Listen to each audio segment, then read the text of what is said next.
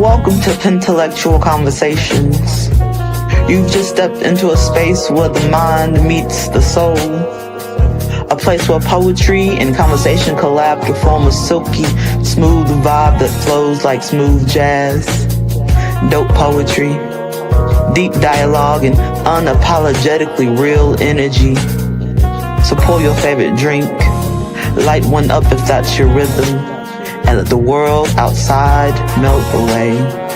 So sit back, relax, and let's get into tonight's hot topic.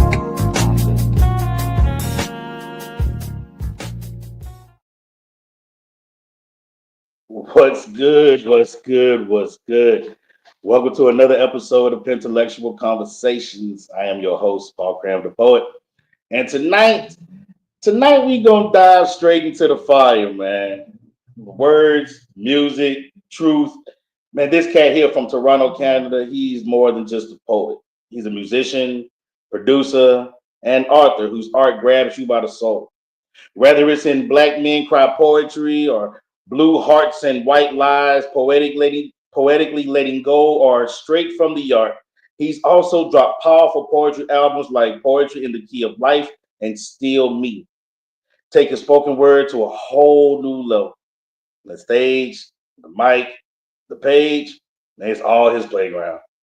So everybody, please give it up for the one and only, the amazing Canadian Dirk Diggler himself, Pretty Provocative Poet. What's good?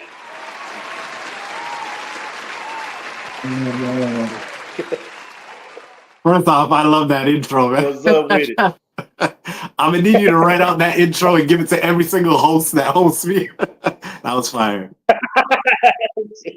No doubt, man. So let's go ahead and jump right up in this thing, man. What inspired you to start writing poetry? Yeah, so my journey to poetry started through hip hop, and I was 11 years old, and I was going through a lot in my life at the time. My father had left, and I pretty much was kind of raising myself with one of my brothers because my mother used to work nights. So literally from like 5 o'clock onward, it was just me kind of chilling. Because, my brother's 12 years older than me. So he was kind of, living his life. And I literally was trying to figure out this thing called life. And I remember sitting on my bed and hearing a song by Nas called Life's a Bitch. And I remember thinking, wait a minute, you can express yourself like this in hip hop? I was like, yo, this is what I want to do. And I remember just like writing out all his lyrics and just trying to figure out how do you piece together words like this and make it rhyme and sound hot. But yeah, that was my journey to poetry. It started through hip hop, and yeah, at age 11. Man, were you ever like into like the freestyle scene or anything like that? Yeah, so when I got into high school, when I say I was skinny, I was probably like 90 pounds in high school. Like I was Skinny, you damn near non-existent. Pretty much. But I was always quick-witted, number one, and number two, I was always artsy. So when people tried to bully me or whatever, I'd be like, yo, let's battle, like let's freestyle battle. And back then, like everyone in my school was trying to be a rapper. And because I was rapping from grade 5 or whatever, I already had a head start on everyone. So freestyling was normal for me. That was something that even before I knew what it was, I would hear my mom walking around the house and she'd be singing songs randomly, like I'm sweeping the floor, doing whatever. Like she would make songs based off of whatever she was doing. And I just thought that was normal. That's what every parent does. That's what every kid does. So it was normal for me to be creative in that way and come up with like freestyles, especially battling. I got heavy into battle rap and dissing people with art. So yeah, freestyling was a huge thing for me in high school. Damn, I could never do it. I just see them guys sitting at the lunch table, banging on the table and shit, and just going in. And and then they'll look at me, and I'll be like, "Nah, cuz I'm no." Yeah, like that's not my vein. Give me a pen though. I'll write some shit in a minute. Give me like 20 minutes. Yeah. But I can't do that off the head shit. Yeah, so it was funny. Anytime our school had basketball games at other schools, they would be like, yo, we need, because back then my rap name was Toxic. So they'd be like, yo, we got to bring Toxic because we know there's going to be people there trying to battle us. So I was like the young guy that people used to bring around to battle the older guys in hip hop. So it was pretty fun and cool in high school. That's dope. Toxic fits so well, though, now that I'm thinking about that. Good catch, Dar. Toxic fits so well. Oh, So, man. can you take us back to your very first collection and what that journey felt like? Very first collection of poetry. Yes. Yeah, so it was during COVID. My best friend she was working on her first book, and that kind of gave me the urge and the push, and she encouraged me to launch out and share, because anyone that knows me knows I'm always writing. So I always have, even before I had a collection of poetry, I had a collection of poetry. But I just never did anything with it. And she was like, yo, you need to share your work. So I decided to put together my first, but I wanted it to be a creative collection of poems. So not really the erotic stuff I write or the love stuff I write. I want it to be like more just a creative book that people can read and be like, wow, how did he come up with these topics and these poems? So yeah, that's how Black Men Cry Poetry came up, because I wanted to do a creative write, and I also wanted to encourage young Black men that you can express yourself through art instead of, doing stuff negative. Yeah. So that Black Men Cry Poetry, that's the title in itself, like, lets you know there was a lot of emotion when you was collecting these pieces. Yeah. And I'm sure it was a bunch of experience that drove that work. So can you explain for the viewers, like, the experience that really drove your pen to make that collection? Because a lot of us was raised to say that men don't cry, Black boys don't cry. Like, we were all raised with that fucked up ass stigmata, So what experiences drove you to create that? Yeah, and so for me, it's a little different too, because I have like West Indian and Caribbean culture, right? So my parents are from the island of Barbados. All my friends in Canada, we all have Caribbean, background. And Caribbean culture teaches you, like, men don't cry. It's not even Black men don't cry, just men, period, do not cry. Like, that's not something we do. And so it was growing up, I always had that in my mind, like, yo, you don't cry. And for years, I used to carry, like I said, like, when I started my journey in hip hop, it was from a place of me having all this pent up anger and not knowing what to do with it. And when I realized, oh, wait a minute, I actually can share this artistically, that was the journey to understand that I could actually express myself and it's normal. But actually being able to cry and release that, it became from my journey during COVID again, where I started speaking with the therapist and realizing that I had all this stuff to unpack and relearn that, crying as a Black man is normal and it should actually be an expression that we do as well. So, yeah. Straight up. And thank you for saying that. Like, fellas that's out there, man, I promise, man, let that shit go. Let that cry. Shit, if you gotta cry, cry. Once I got comfortable with the fact that I can cry today and still be a man, like, I don't have to worry about my manhood being questioned or tested due to the fact that I'm having a natural human emotion. Oh, cuz, yeah, I ain't got no problem with it. If it need to come out that way, it come out that way. But that peace that's gonna come from it gonna be a beast. That part. That part. And as well, like, you don't want a traumatic event to be the reason why you're now crying. And I feel like a lot of times as Black men, that's what happens. Like, we get to a crazy point where something happens in our life where we snap, we break, and then we're out of control. Like, so we're crying, but on top of crying, we have all this other emotion attached to it, right? Because we're not used to it. We don't know what crying is like, or we don't know exactly how to express ourselves healthy. So I encourage people, learn about your emotions, learn about how you can control your emotions and how to release your emotions too. So there is a time for just letting go, and whatever happens, whatever comes out of that comes out of that. But I feel like a lot of times we're out of control and we don't focus on actually living in the journey and living in the experience. So we get kind of swept away in these emotions when they do happen. Absolutely, man. All right. How did Blue Hearts and White Lies show a new side of your artistry?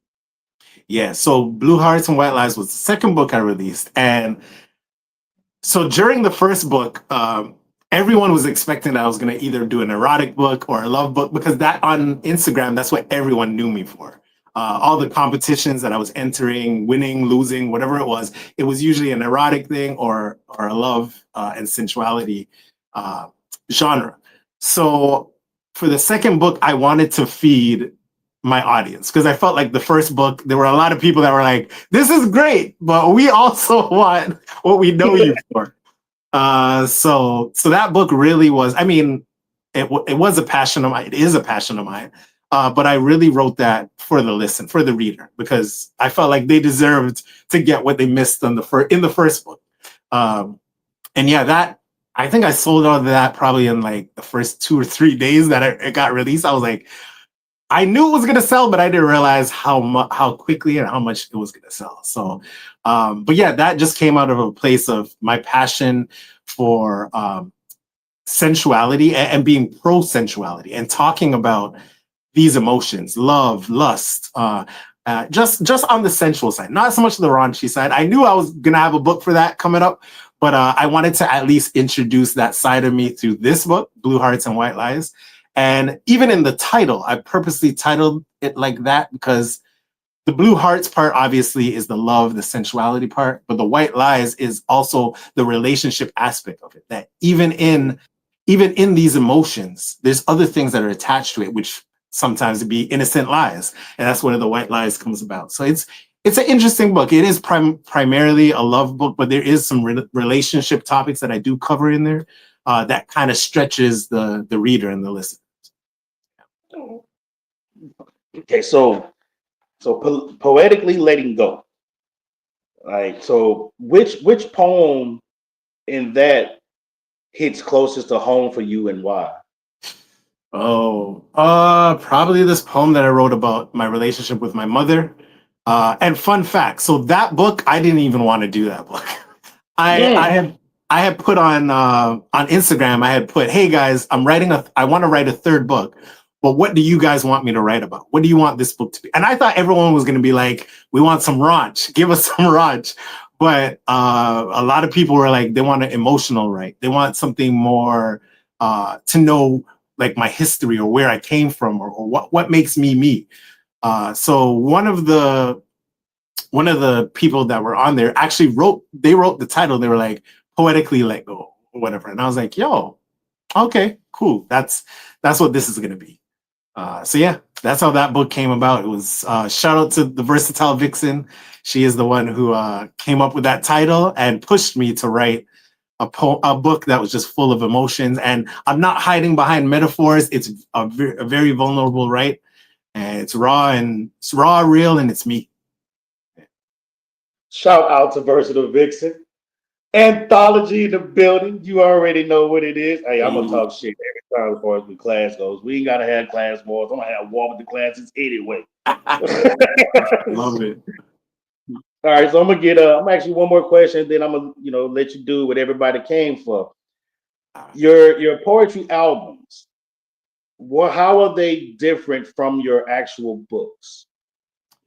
Well, with those albums, I finally combine music with my poetry. A lot of times when people know when I perform, I usually don't perform with music. And I don't know why that is, because everyone expects me as a musician, as a producer, to always want to do poetry to music. But I have certain pieces that I do like with music, but for the most part, I don't. I like the freedom of there just not being music, because when there's music, I start thinking about chords, progressions, scales, rhythm. Is this a diatonic scale? Is this an altered scale? I'm thinking of all these different things that are happening when I hear music. So for me, I usually like to separate the two. But with the albums, I knew that for the listener, they would probably be more intrigued if I actually combined both worlds, my musical world and my poetic world. And yeah, so that's kind of how both of those albums came about. You've everything from jazz, neo soul. I even have some gospel roots in there as well. So yeah. Well, we're at that moment right now where people are itching and shaking and ready to see what Triple P is going to bring to us tonight. So without further ado, the mic is most definitely yours. Tonight, ladies, I am the hot topic for your hot pocket, a hot rocket of erotic takeoffs. If you think I'm innocent, well, you're way off. Clothes is what I take off. Wet sex is how I can exercise your weight off. My addiction for writing pays off as I am the launch and sensuality and raunch in poems. I am a home of that you want to visit, live with, explicit, orally gifted. I don't believe in limits. I don't believe in timid. My whore, come explore every corridor open to your flesh. I am sex, provocatively pushed into text, spoken in the depths of drenched desire. I am passion and fire in synchronicity. I could be dominant. That's just the king in me. Shibari ropes, wax, and smoke. That's just the kink in me. Link with me in the language of lust. If I am your crush, then come rush and taste caramel lush. I am just a flirt. The long fingers traveling under your skirt. The unrehearsed verse that makes you curse as you come.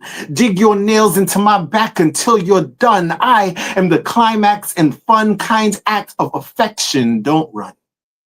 There's a love lesson unwritten, hidden in my skin, and only you can reveal it all. I am what you call when you need release, when your labia needs relief.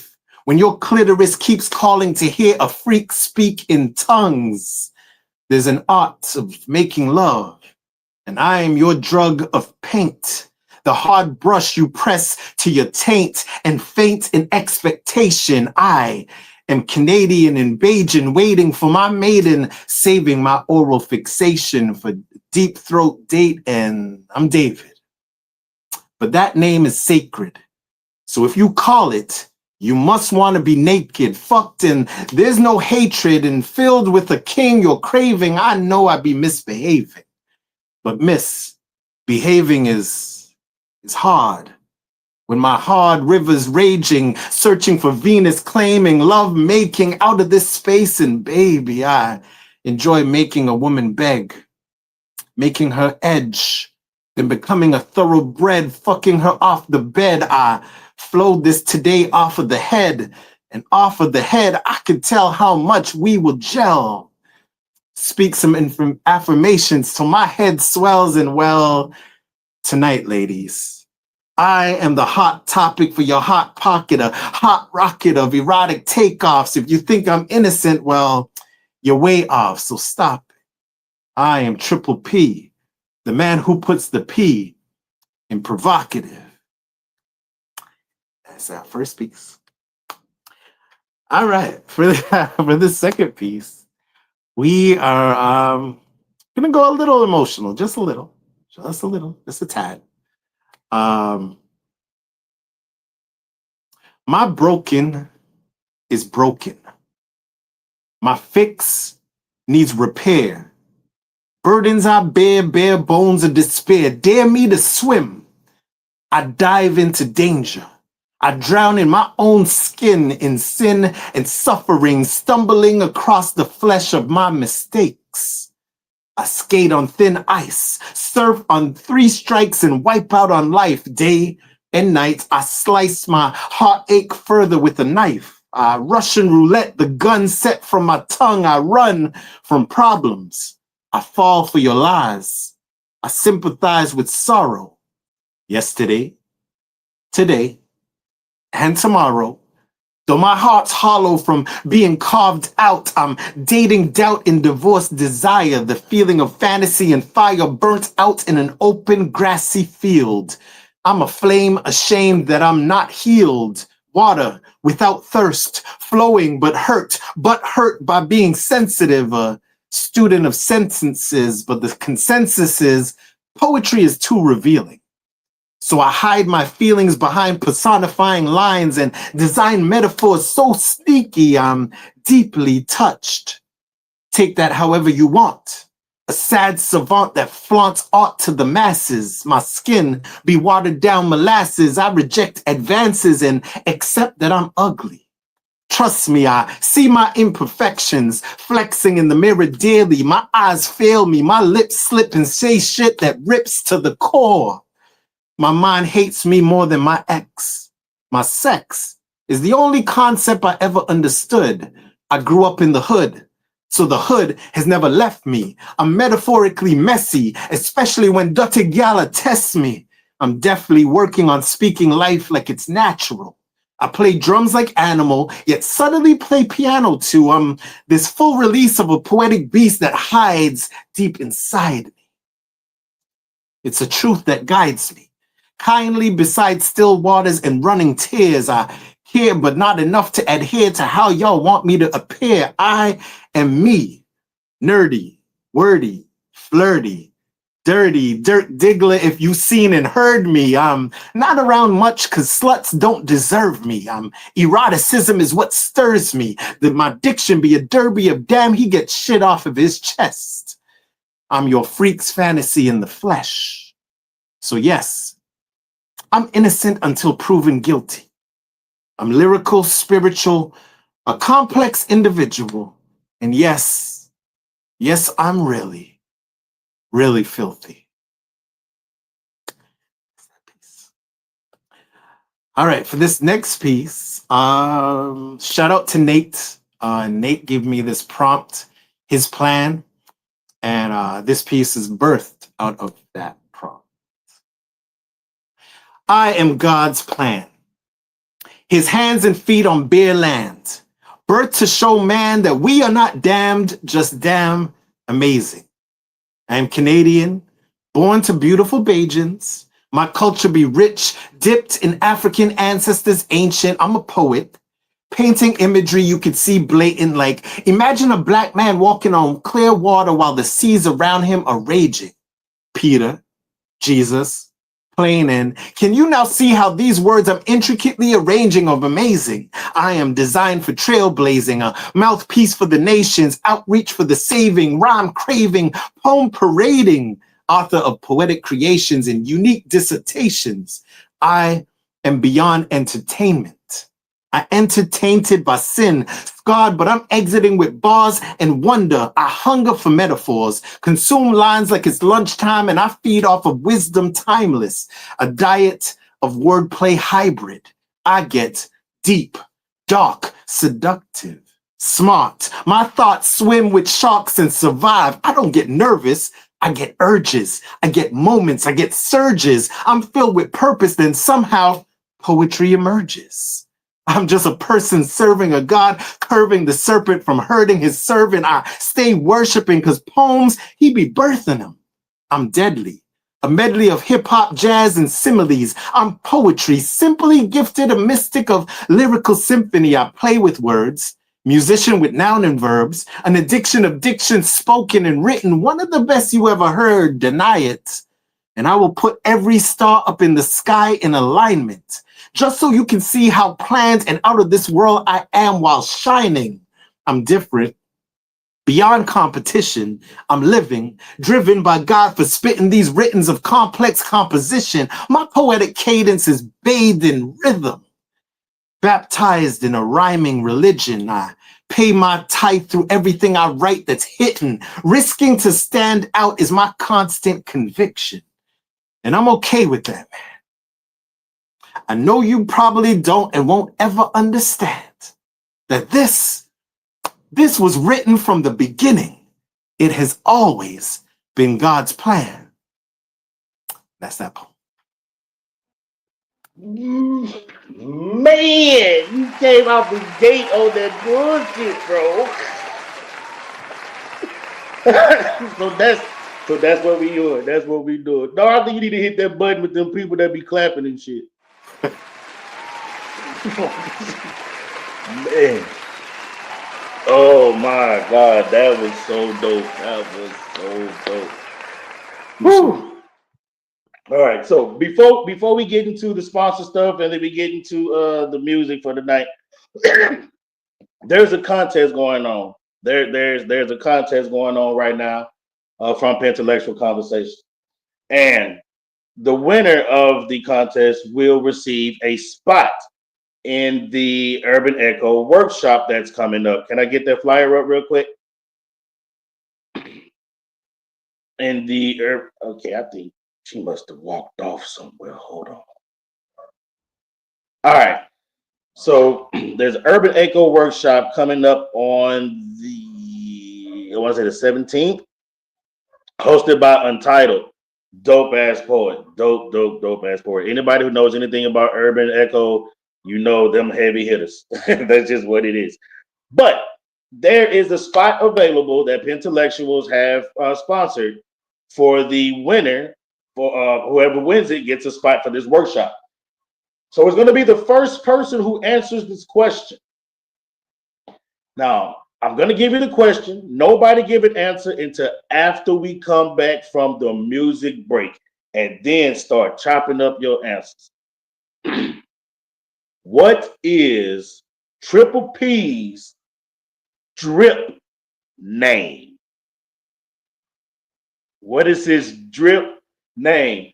First person who send that will receive a spot at the Urban Echo workshop coming up on November 17th. All right, so now let's go to our sponsors. So the sponsors, you know, you have me, of course, Paul Cram the Poet. We have Desi Beats. We have Natasha Inspired Crafts and Events, and Coastal Sunflower Body Scrub at the .com to get you some, and TNT Business Consulting.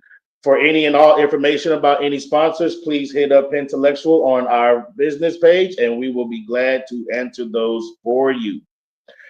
Also, if you would like to purchase any PenTellectual Conversations merchandise, if you would like to be a hot topic on the episode, if you have music and you want to promote it during our soundbite of the week section, there's that QR code right there, and the link tree is scrolling on the bottom. Make sure you click or take a picture of that and go fill those forms out, and we'll love to have you here having a conversation with your boy. Okay, so now it's time for our soundbite artist of the week, and we have a young man by the name of Keezy Boy with the song called Big Stepper. So let's see what it is. Let's roll it. Big dog gang. Keezy Boy, too rich nigga. Hey, nigga know what the fuck going on, man. Hey, real big stepper, yeah, you know I'm applying pressure. Got my foot on niggas' neck, I split his wig and I can't let up. Tell them boys that been talking down, get up on my level. Hit his chin, let the game begin, might get you and your friend. KDG, I walk on down, I'm on your ass, what's up now? You was talking out your neck, till I put you on that ground. All the ops is free smoke, pop you through the peephole. I shoot my shot, no free throw. Banana clip, I reload. Niggas really bitches when they see me, yeah, they run, they scary. Look 'em in the eye, I see that, hey, he fake like a tooth fairy. Catch it out, we slide on him. Beat his ass, we ride on him. It's all fun and games till we pop outside on him. I'ma pull that fire on him. Niggas beat some hoes for real. 2024 my year. Might just let it blow in here. Hold on, let me make it clear. Got your baby mama, she gagging. I slap that ass around and she dragging. You my son and I'm your daddy. Yeah, man, niggas be bitches nowadays, bro. It's like nigga do all that rah-rah talking on the phone shit, but when you see a nigga in person, nigga be running and scary and hoes and shit, you dig what I'm saying? On God. Real big stepper, yeah, you know I'm applying pressure. Got my foot on niggas' neck, I split his wig and I can't let up. Tell them boys that been talking down, get up on my level. Hit his chin, let the game begin, might get you and your friend.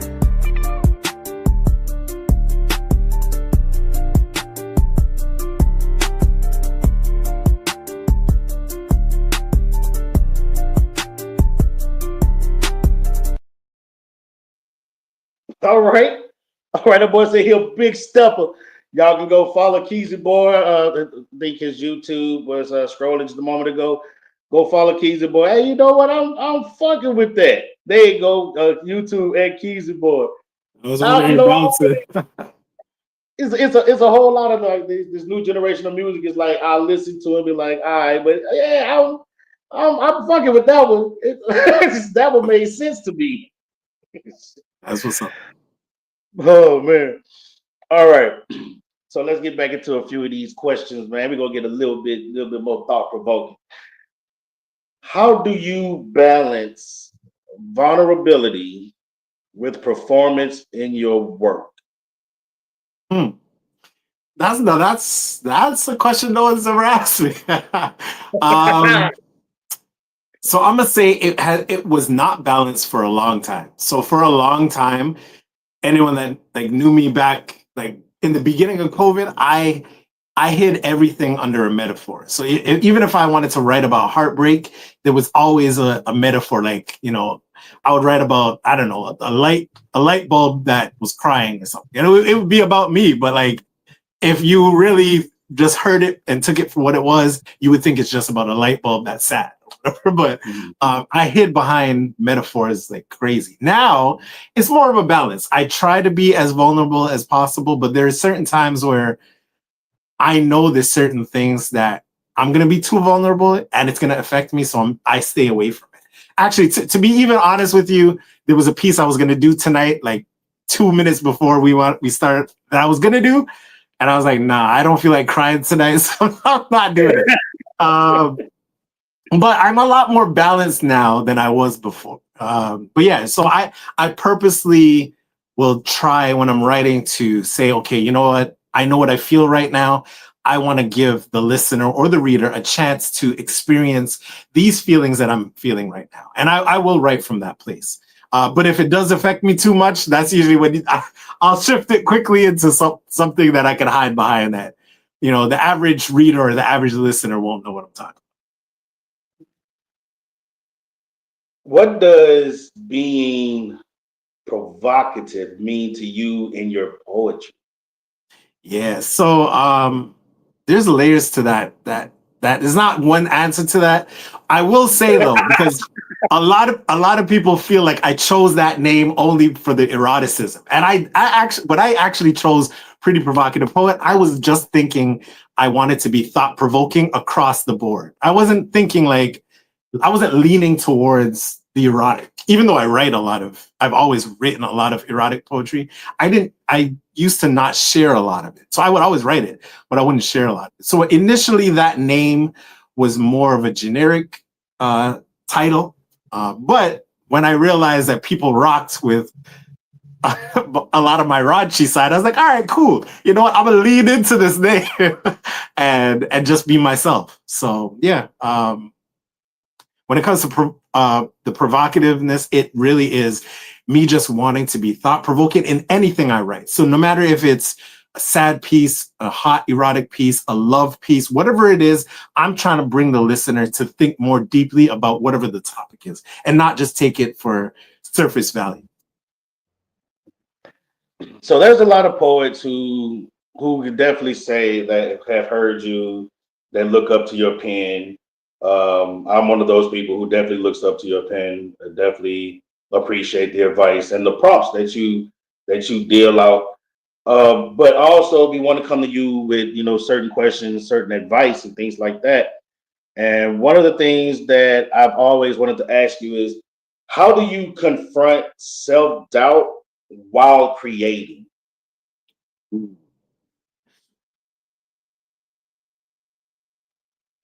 I really don't want to answer this question, but I'm gonna answer it because it's you. So honestly, I don't have a lot of self-doubt when I'm writing and it's not from a cocky place, but it's from a place of this is what I've always known since 11 as an expression. So for me, this is what I do to escape something or to understand how I feel. This is what I do as life. Like I breathe poetry. So for me, there's no real self-doubt in that. Now, is there self-doubt in me thinking that someone else will rock with my poem? Yes, there is. But anyone that knows me knows I don't really care about that. Like I live on the edge. So like I am who I am. You either love me or you hate me. Even as a musician, like I was super into neo soul from the time I heard the first neo soul song. And like playing in church, I will bring neo soul I'll bring it into a hymn, I'll bring it into any situation, right? And so I've always been that edgy person that's willing to do something different based off of what I like. So a lot of times when I write, it's me writing the things that I like or the things that I want to hear. So I don't really have self-doubt when it comes to the art of poetry in that way, in the writing process. But of course, I'm human. So like sometimes if I'm in a competition, I'm always like, oh boy, this is not going to end well, out in the beginning. But yeah, self-doubt is not something that I battle with poetically. I battle that as a human outside of poetry. But poetic wise, I wouldn't say that I battle self-doubt much. That's dope. Do you think? Sorry, one more thing. I'm honest too about my writing. So I can write a piece that I know in my heart sucks. And I'll share it with my best friend because I trust my best friend. And sometimes she'll be like, yo, that's fire. And I'm like, nah, that ain't it. That sucks. So I know, but on the flip side, if I write something that I know is fire, even if she may not like it, like I have one poem that she does not like and I love that poem. So in my mind, no one can't tell me anything about that poem. I love that poem. So for me, that poem is fire. So self-doubt is not something I really battle with when it comes to poetry. A side note conversation real quick. Okay, so actually Devlin did not win the actual contest. What she did was give everybody the biggest hint in the world about what his drip name is. Of course you would. Like, of course Devlin, you would. there we go. We got one. Oh man. Nice. Man, she gave the answer backwards. And I was like, look at her. I wish I could step on her big toe right now. Could everybody tell you to do that, Devlin? But I'm gonna be good. Oh man. All right. Back to it. Do you believe art can ever truly be separated from the artist's life? Like, is there ever a time where it's like, because I hear a lot of people, and I've said it before, but in reality, I really don't know if there's a separation from me. But like, there's Paul Cram, and then there's DeAndre. When in reality, my reactions to things are totally different. But is it really different? Is there really a separation? Yeah, I think it varies from artist to artist. I am an artist and it depends on the view of the artist as well, right? Because there are some people that think I'm just a hoe, period, based off of the erotic things that I read. And don't get me wrong, I am a hoe, but I'm a hoe with my person. I'm a freak with my person. So I want one person to share that side of me with, right? But I know there are some people that hear my poetry and they just think, this dude wants to sleep with every woman in the world. Nah, that could be as the furthest thing from the truth. But yeah, so I think it depends on the perspective of someone on an artist and the artists themselves, because I think outside of that, I think I am who I am. Like you get what you get. Like I don't think I'm that far removed from the things I write about. I don't write a lot of fiction, but when I do write fiction, it's fiction. Like I don't usually put things in my poetry that is not a reflection of me, unless it's something like the next poem that I'm gonna do, which is about aliens. Like if it's something like that, then okay, yeah, that's has nothing to do with me. But for the most part, when I write, I'm usually writing a story about me or a desire that I have. So like something that I do desire and want to see in my life. Dope. I'm about to ask you a real messy ass question, just because I'm a real messy ass dude, and yeah. I know that both of them are watching right now. So later on next month, our very first show next month, it's gonna be two brothers that you're familiar with. One by the name of Asean, one by the name of Soul Zinc Pen. and they're supposed to have the very first PenTellectual Conversations poet versus poet. Who Yo, are let me you know. I am there. I am there for that. So, in your opinion, Mr. Messi, who you think got that one in the bag? You really want to know? Because you know I'll tell you if you really want to know. Yeah, say it. Ace, I love you, bro, but I'm sorry. Soul's got you, man. Soul's got you. As much as I don't want to say it, Soul's got you, bro. I'm sorry. Oh man, this is gonna be great. Man, that's gonna be great. That's gonna Yo, be great. you gotta put me in the battle. I want to battle someone. I don't know who, but I would love to poetically battle someone. Yeah.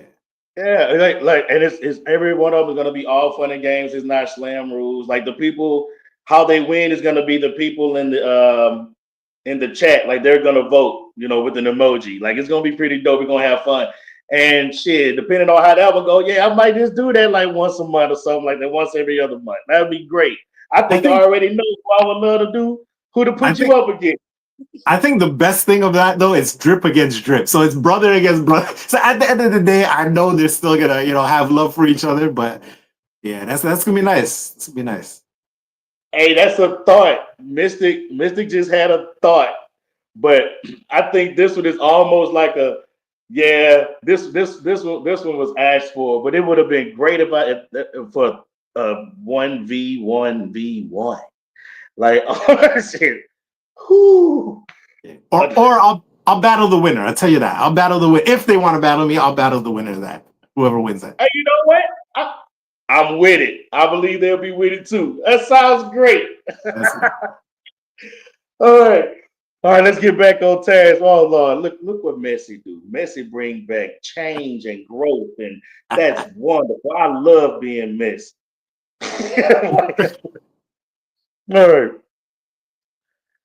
So let's go ahead and get into like your creative process with the craft and things like that. Yeah.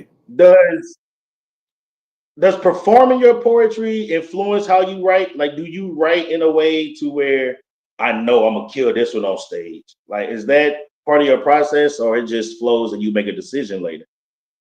No, because I don't really have that much stage performance as it pertains to poetry. Like I don't have that, stage experience as it pertains to poetry. So I never write thinking, this is gonna hit or whatever. I don't really know. I do go to open mics testing out pieces. So I go to open mics to feel engaged. Okay, does this work? Does this not work? So that when I do enter slam competitions or whatever competition I'm entering, then I know I have a gauge. Okay, this works. This doesn't work. And so yeah, I don't usually that, and I'm greedy. So when I'm writing, a lot of time I'm writing for me, and I seriously mean that. Like I can't really think of a time I've ever wrote thinking of the audience in mind or the reader in mind, like ever. Like I just write the things that I like to hear and whatever, and sometimes not even what I feel in the moment. Sometimes I write to get out of a moment. So sometimes when I'm super depressed, I'll write an erotic poem. I'll be heartbroken and write the total opposite of what I'm feeling, just so that I can take my mind and my heart out of that place. And vice versa. Sometimes I'll be happy and write a sad poem just to be like, okay, let me bring myself back down to earth because I'm a little too happy right now. Make sure I still understand what pain feels like in case it happens. But yeah, no, I never really write for the stage or for the listener in mind. That's dope. Yeah. All right, I'm gonna ask you two more questions, and then you gonna kill this stage one more time. First question is: do you write freely, or do you follow a structured process when it comes just to your writing? So majority of times it's free. Majority of times, if someone challenges me, like someone sends me a prompt or sends me a form, or if I hear of a form or see a form that I don't know, I'm on it. Because I am by nature, if there's something I don't know and don't understand, I want to know. Like with music, a lot of the journey of how I started playing instruments was because I was like, how are they doing this? How are you playing the piano? How are you playing drums? How are you playing bass? Like you make it look so easy. I need to know how to do this. And that probably sounds weird. Like I do love music, but a lot of me shedding on an instrument is me frustrated that I can't do something. And in my mind, I should be able to do everything. And everything well. So a lot of times I'm just challenging myself and pushing myself for more. So when I hear of a form that, Dara may share or someone else may share with me, I'm like, yo, what is that? I need to figure that out. Let me write and learn that form and get good at it. So yeah, but for the most part, I do write free for the most part because I'm always writing. So unless someone was always sending me something like a form to write, I don't even know how that would be possible because I'm literally like I wrote 3 pieces today. 4 if you count the one that I opened with tonight.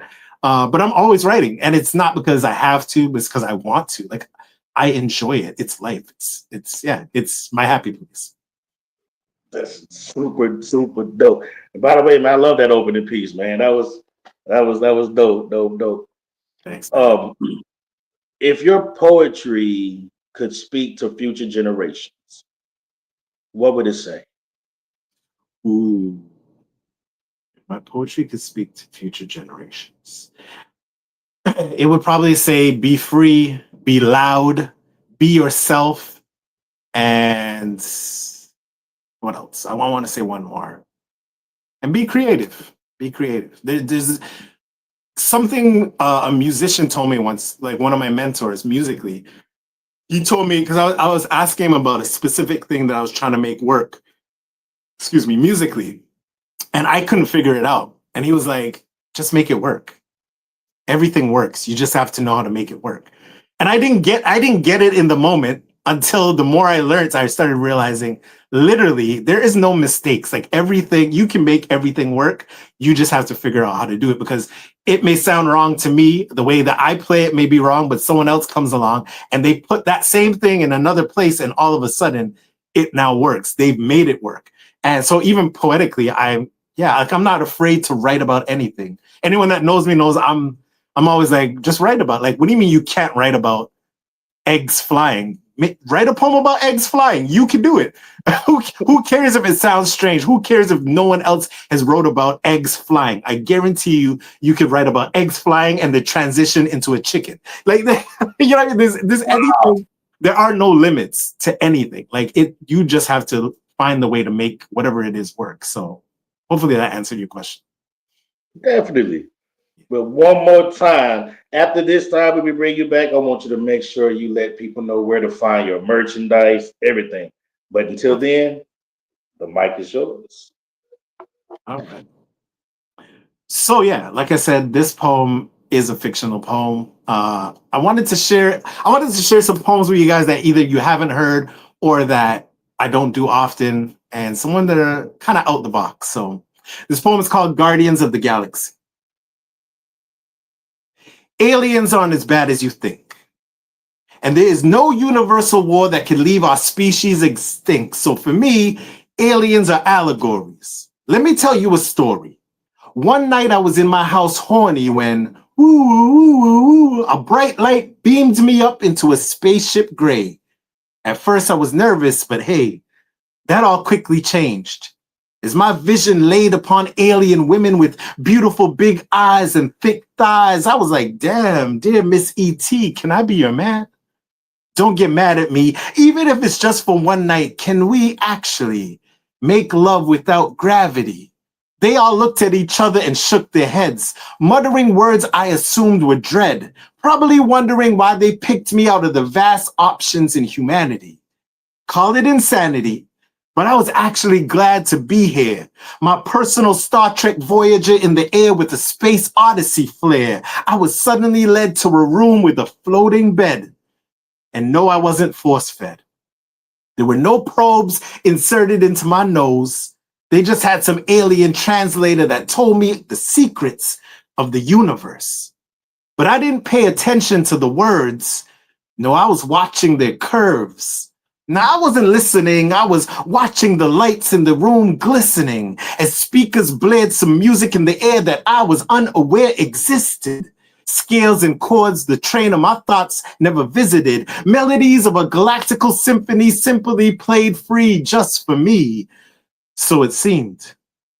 Wait, was this a dream? The next moment I noticed something, I guess an alien pet, in the corner floating as it slept. Skin ablaze yet not burning, snoring like an old person. As I laughed, I walked down a path that led me to a spaceship control station. 360 degrees of gold's amazing. I bothered the aliens once more as I began to randomly push buttons galore to see what they were for. Then, oops, in awe, I accidentally sent an alien flying through an escape pod. Alarms went off, odd extraterrestrials screaming and pointing at me, while I smiled at the fun of being beyond the sun. Then, poof, a bright light beamed me back down to earth. My feet again stomping in wet sludge dirt. The travel didn't hurt, but I looked back at the aliens as they frowned. The translator said, "You are no longer welcomed around. You're the most annoying human in the world that we found." The spaceship began to hover, then took off into the sky. See, aliens aren't as bad as you think, but they could have at least said goodbye. That's that. Hopefully you guys rocked out with that story. My crazy brain one day was like, what if aliens were to abduct me? They probably would want to bring me back down to earth. Like, why did I choose this dude? So yeah, that's that's how that piece came about. All right. This next piece is a relationship piece. It is called Crash Test Dummy. Have you ever been in a car crash? Frozen in a trance and all that. Door locked and latched with a love present or past. Man, things happen so fast. It's frightening, like lightning. Fingers tightening, holding onto the steering wheel while attempting driving. It's a mad dash finding a path to surviving. Sometimes spots are blinding, forcing you to swerve. I'm sure you've heard, all couples hit a rough patch, a curb. The horror can't be put into words. Your nerves become trash looking back. Your feet feel trapped. Your brakes get mashed. Time stops as your heart knows it's a wrap. It's a fight against the smash. The coming impact seen but unwanted. The twists, the turns. We all learn there is no insurance you can earn to prevent an accident occurring. This might be a write-off. Commitment often takes a night off. So right off the bat, know that love is like driving fast with your lights off. It's hard to see what's ahead. Sometimes the crash makes you wonder if the other person is dead or alive, friend with benefits or bride. Inside this vehicle of pride lies a lover's prize that often has to get pried by the jaws of life. To escape, to exit its current state. Fate is a date all drivers must find. It is only a matter of time and circumstance, a dance of transportation, a cold collision when vision is lost and road rules are not followed. Nobody is promised tomorrow. It's sad, the way we drive through life avoiding right turns so bad. Have you ever been in a car crash? The question is rhetorical. I have. And it truly feels horrible. Peace. All right. And tonight I will end off with a piece that I have never shared at all on here. Hope you like it. It's called Echoes of Eternity. I am the sun, created from the lips of one who spoke my life into existence. I am made to be different, but aren't we all? This clarion call to glisten. My light was more than instant, it was incredible. The voice of God written legible, sentinel of the sky, bright and alive I shine. When the moon decides to hide, my love comes up to abide with the bride of day. I'm 149 million miles away, yet close. A toast at the wedding of Adam and Eve. I touch everything you see. Simba, Mufasa, Scar, near and far, I am a star born to stand out, beautiful and bold, a mirror image of your soul. You too have light to know. Often, you just get lost in the cost of cold. I see it in every unknown secret you hold, watching you grow through prayers over the years. I am the reason night disappears in the light of my shroud. I've come to know how darkness vows to keep a sun bound. Wow, well, only when I'm not around. When light is not found, in innocence any longer, the weak become weaker, the strong become stronger, the balance of right and wrong dances out of step, offbeat with the sweet rhythm of life. When there is no light, everything perishes, as death sentences seemingly echo into eternity. Yet have no fear. I am alive, awake, and aware that today has brought the dark. Yet when tomorrow comes, I will be there. That's that. Oh man, oh man, another dope set. Please let everybody know where they can follow your pen, where they can purchase your merchandise, anything of that nature. If you have any shows coming up, let them know it all. Yeah, so I am the Pretty Provocative Poet. I am from Toronto, Canada. I am on all platforms as the Pretty Provocative Poet. On Facebook, I am the Pretty Provocative Poet David. Don't ask me why. That's a long story, and we're not getting into that today. But yeah, I have books on Amazon. I got albums on all digital platforms. If you need any of that content, hit me up on any of the platforms. I will deal you your drug of literature. I am also part of the Honey Dripper Collective here across the poetry world, as you know. But yeah, I have nothing coming up immediately. I just did a feature in Detroit. So I am breathing right now. I survived it and it was a fun feature. It was a great, great show. Shout out to Omari Barksdale. And he also has the Urban Echo event coming up. So check that out. If you guys claim you're writers, and even if you want to be a writer, go to that workshop. I guarantee you it will make you a better poet. So shout out to Omari and The Untitled that's running that particular workshop. And I believe you guys are going to post a flyer, or you have posted the flyer. So check that out, guys. And yeah, that's all I got going on. Thank you so much, Pakram, for having me tonight on PenTellectuals. I am honored. And I look forward to the battle coming up between Ace. I love you, bro, but you're going to lose to Soul. Sorry. But yeah. Oh yeah, he gonna cuss me out. Devlin say, "Show your tiki, man." She said, "You got to show your tiki." Hey. All right, all right, all right, man. Thank you, thank you, thank you, thank you. We gonna take you down real quick, and right now it is time for that section that we call "Let's Run It" segment, not section. What the hell? Hello there. You on mute? Caught you. Yes. Ha ha. You know what? I My know. signal has been crazy this entire time. So if I start sounding like Max Headroom, just forgive me because I may be on some in the matrix in a moment situation. Yeah, you So should we have just been gonna on run some it real quick THC. It fast. wouldn't have mattered to you. What was that? I said you should have been on some THC, and it wouldn't have mattered to you. And then I would not have words. So maybe let's not, and let's say we didn't. All Okay, right. cool, So let's cool. run it. So what's coming up in the coming days? November 8th, which is 4 days from today. November 8th is the Galaxy of Poets. It's their fifth anniversary weekend celebration. The main event is Saturday, November 8th, is at Bonafide Gym. It's in Nashville, Tennessee. So if you in the Nashville area, go check that event out. And then I think I'm out of order now. I'm out of It's okay. order. It's all right. They know the dates. We'll just say the dates. Okay, no, I'm not out of order. So Then we have Urban Echo Poetry Workshop, which you've heard about now 3 times, twice, or however many times. What is going on?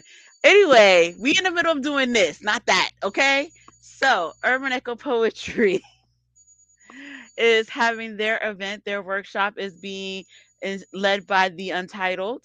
It is taking place Monday, November 17th. If you want to stretch your pen, this is where you need to be. So it is on Zoom. It is $12. Go make sure you contact them now and register yesterday. Um, oh, and shout out to who did we say won the ticket? Was it Pop? Poppy. Yeah, shout out to Poppy who won the ticket today, but everyone else, you need to put your few dollars in to make it happen. So show up or be there or be square. There we go. Tiffany's Playground is taking place on November 21st at 8 p.m. This is happening in Atlanta, Georgia. So I'm gonna need y'all to go get your tickets for that as well. It's ages 18 plus because you know it's gonna go down. This is including Courtney Crimson, Ebony the Goddess, and Michelle Lachey. It is, do I see a price on there? I'm not seeing it, but I'm sure it's there. So go $10. follow their flyer. $10. There we go. $10. Make sure you bring your $10 and you go to this event because it's going to be amazing. Then we also have our friends doing something the next day in Atlanta, Sensual Saturdays, where again Ebony the Goddess is featuring. So you know she's gonna be bringing it and also tired, but she's not gonna be tired. She's gonna be tired after this event, not before it, because she's gonna bring what she do to the stage on to this event. So erotic poetry, burlesque, games, food, drinks, BDSM demo. It is hosted by Divinity, Walking Erotica, and our one and only Jay Simone that we love and adore. So, I mean, we love all of them, but I'm just saying it's Jay Simone. I gotta give her extra props because I love Jay Simone. We I've know known you her a longer J than sexual. We know you're a J I sexual. am, but I've been a J sexual longer than I've known anyone in the drip. So I'm just gonna say that I knew her when she was in New York. Okay, all right. So that all said, you gonna go get your tickets for Sensual Saturdays. You do not want to miss this event. Again, it is happening in Atlanta. Tickets are $20 early bird and 25 at the door. And if you want to have some more fun, 50 for VIP. So go get your tickets and be there as well. And the last thing I have to announce today is the naughty list, December 20th. You know, Santa's checking his list and he's trying to see who's naughty or nice. And, you know, sometimes it's good to be on the naughty side of things. So be there to hear Poetic Nature, Ebony the Goddess again, because Ebony is everywhere, Yoshi the Dragon, and Big Crave. I read Big Curve. This is what happens when the writer's too small and your eyes are blind. So Big Crave is going to be there. There's going to be erotic poetry. There's going to be hookah. Stop making fun of the way I'm saying words badly. This is happening in Alabama because I know you're going to try to say it wrong and get called out today. It is happening in Alabama. Yeah, okay. Stop staring at the screen like that. So that's that's said. It's You Mobile. Just say in Mobile. Mobile. I said that. Mobile, Alabama. Not I said Mobile. Mobile. It's Mobile, Alabama. I said Mobile, Alabama. I don't know what you're talking about. I said it. Go play it back and see if I didn't say it before. That said, I'm done. That is your your run through, your run it. Those are the things coming up. There's other stuff happening. You'll find out more next week. Also, wait, I didn't hit it. Where was it? Poppy's Poetry Counter is happening tomorrow too, right? No, they're on hiatus till their season starts. They had their last episode. Oh, so Yeah, let but me put it like this. you can go to their Even if page. is that, You let can me finish what I still was gonna say. I was gonna finish well, it. I I ain't, was gonna say that. So you even know. though Poppy's Poetry Corner is not live tomorrow, that don't mean that tomorrow night you not going to YouTube and finding Poppy's Poetry Corner and catching some past episodes because you definitely gonna want to catch up before their next season starts. So that said, you still gonna swing by our buddies over there and go check out that show too. Okay, Paul Cram, we good? Do you forgive? Did y'all see that? Did he do that? I know you love me and all, but that's not appropriate. That is sexual harassment, my friend. That all You know what? said. Go tell HR, damn it. Go tell. I'm calling Yoshi. She's our HR. Anyway, Oh, I'm done. See you on God. the other side.